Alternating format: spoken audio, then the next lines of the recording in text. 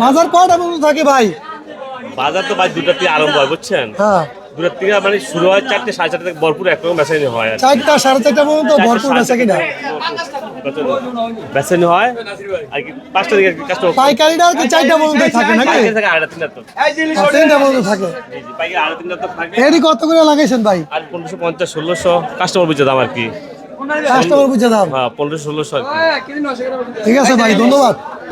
বন্ধু, মাছ নিলা তো দেখা যায় অনেক পদের মাছ নিলা, মাছ কি সস্তায় পাইছো নাকি বেশি দাম নিছে? হ্যাঁ, না মোটামুটি ভালোই, মানে দাম হিসাবে মাছ ঠিক আছে, হ্যাঁ, এটা ভালোই আছে।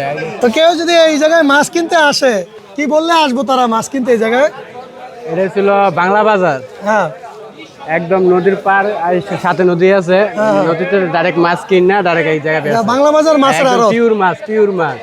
মানে অরিজিনাল মাছ। হ্যাঁ, আমরা তো বাইক নিয়ে আইছি, আমরা 300 টাকার তেল পুইরা এই জায়গায় আইছি, বুঝতে পারছো ব্যাপারটা?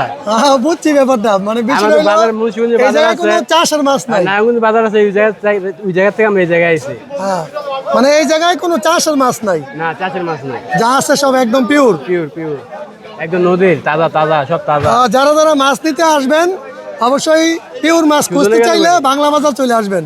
কি রে হইছে রে?